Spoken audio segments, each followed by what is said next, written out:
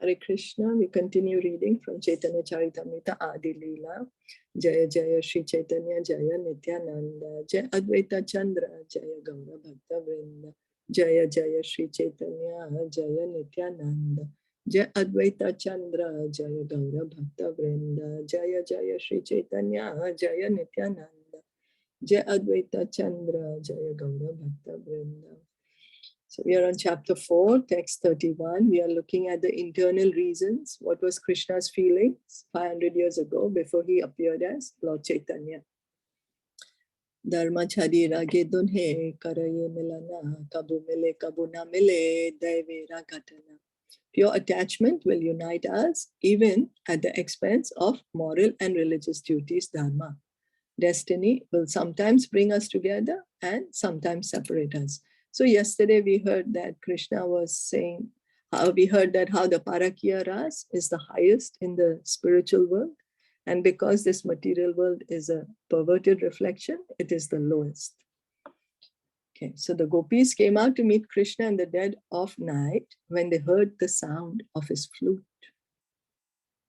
Srila Rupa Goswami has accordingly composed a nice verse, Adi-Lila, chapter 5, text 224, that describes the beautiful boy called Govinda standing by the bank of the Yamuna with his flute to his lips in the shining moonlight. Those who want to enjoy life in the materialistic way of society, friendship, and love should not go to the Yamuna to see the form of Govinda. The sound of Lord Krishna's flute is so sweet that it has made the gopis forget all about their relationships with their kinsmen and flee to Krishna in the dead of night. So Srila Rupa Goswami, who is one of the 6 Goswamis of Vrindavan, a very, very exalted devotee, he has written a verse. He's saying what is he saying? That there is a beautiful boy Govinda. And where is he? He's standing by the bank of Yamuna. What is he doing? He's playing with his flute and in the shining moonlight. So it's a full moonlight. So it's a beautiful scene. It's full moonlight, full moon, and then the Jamuna is there. And then Govinda, he's so beautiful. And the sound of his flute is magical. It's so magical. It's amazing. We hear the gopis, how they're singing the Venu Gita, what the effect of the sound of Krishna's flute has on everyone. So now what is Rupa Goswami saying? Rupa Goswami is saying, see, if you're attached to being in this material world, you want to enjoy your senses, you want to keep thinking you're the body, you want to enjoy your friends, society, love, whatever you have in this material world, then what? Then you don't go to the Yamuna. Don't go there. You know why? Because you're going to see Govinda. And once you see Govinda and you hear the sound of his flute, you're finished. You're going to be attracted to him. So your attraction to this material world will be gone. So if you do not want to give up your attraction to the material world, then don't hear about Krishna, because Krishna is so attractive. So it's in a very beautiful way that Srila Rupa Goswami is pointing out the beauty of Krishna, the attraction of Krishna.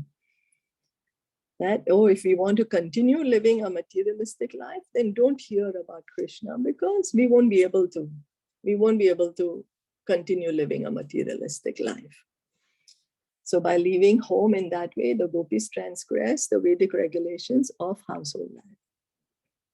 The gopis, they heard the sound of the flute.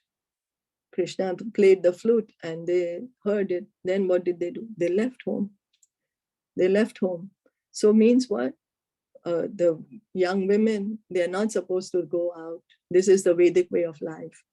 That young women were not supposed to go out and meet a boy alone. Some of them were married, some were unmarried, some were mothers. So they went against the regulations of the scriptures. So this indicates that when natural feelings of love for Krishna become fully manifest, a devotee can neglect conventional social rules and regulations. So what does it mean? That their love for Krishna is so strong, natural love for Krishna, natural feelings of love for Krishna. Their love for Krishna was so strong that these regulations could not keep them. Oh, I'm a mother, I shouldn't go. No, the gopis didn't think, oh, I'm a wife, I shouldn't go. No, they didn't think that. Oh, I'm a daughter, I shouldn't go. My parents will be upset. No. Why? Because their natural love for Krishna became fully manifest. So then, in the material world, we are situated in designative positions only, but pure devotional service begins when one is freed from all designations. When love for Krishna is awakened, the designative positions are overcome. So shall we pretend, oh, the gopis left Krishna middle of the night, so shall we go around and dance with someone in the middle of the night? He's saying he's Krishna, and the gopis went and danced with Krishna. So it's okay if somebody's saying that he's Krishna and we all go dance with him. No, that's not okay at all. First of all, Krishna will come again only in the next day of Brahma. He's not going to come now. There's no incarnation of Krishna now. So whoever's saying, and he's an incarnation of Krishna, we really have to do our research well. Another way, what is it saying? Natural feelings of love for Krishna become fully manifest. So it's not based on lust. What we know is lust. This is feelings of love. This is feelings of love. And how? How do we get that? How? Right now we are in this material world. Here Prabhupada is writing, we are in the material world. So what? We are thinking we are the body. So because I'm thinking I'm the body, then with the body we have so many designations.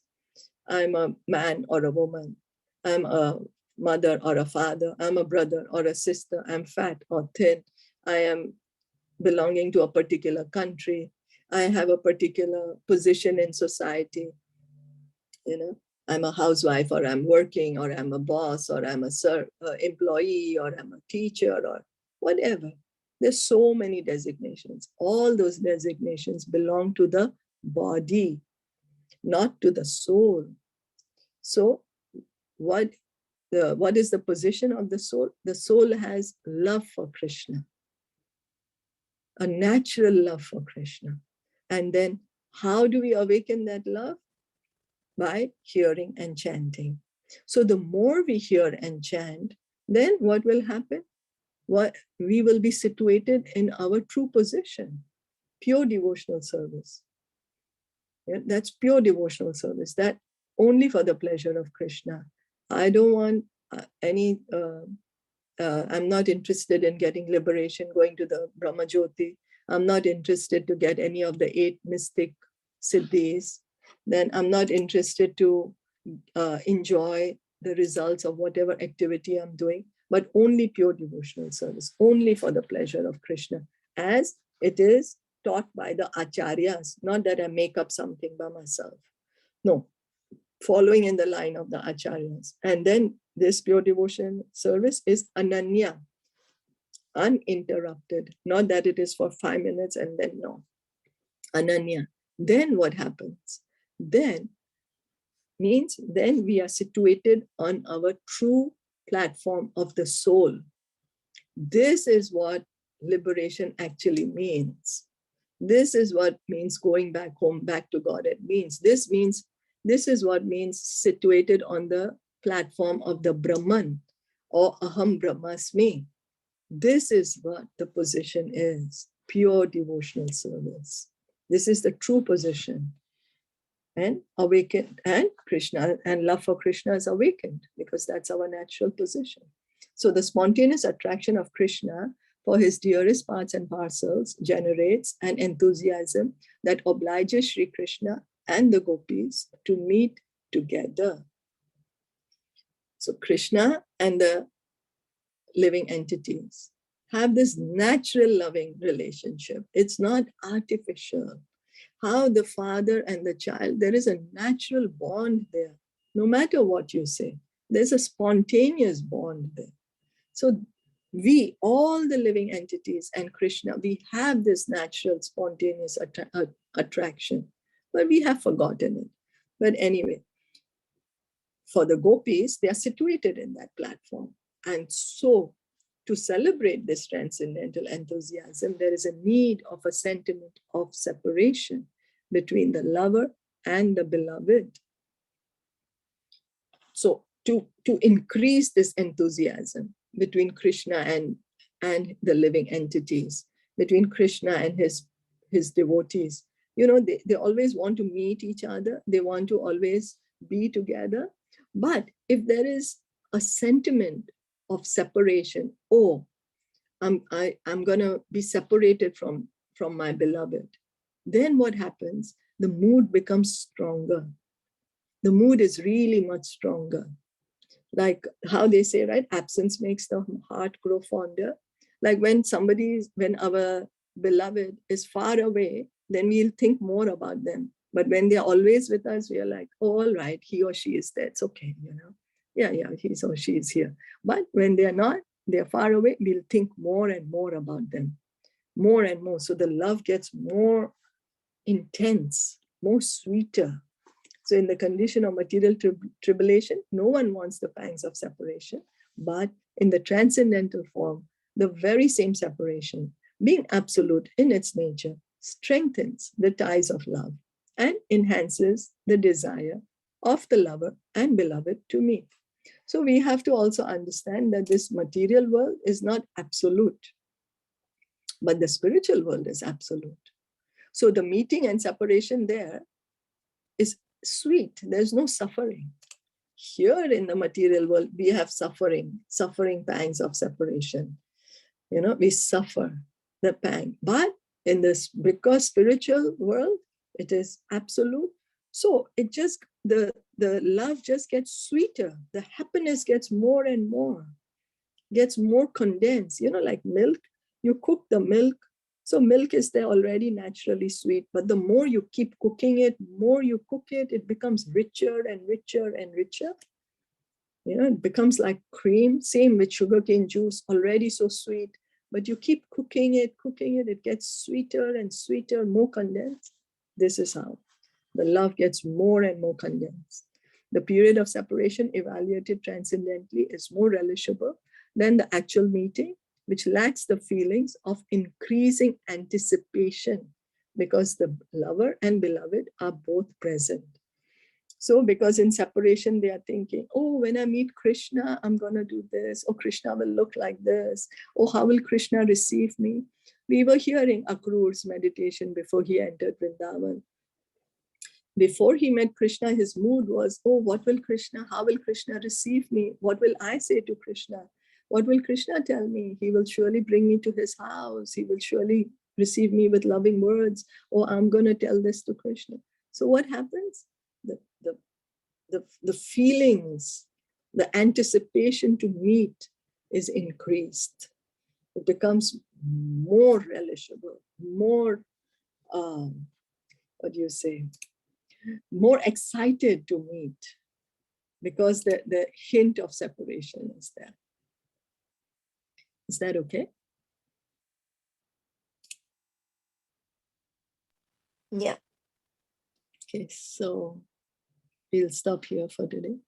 Thank you so much for joining. And Sri Caitanya Caritamrita ki jai, Srila Prabhupada ki jai, Gaur Premanande, Hari Bol. We are at a sweet part, so that's why I'm taking a little longer to relish it, kind of.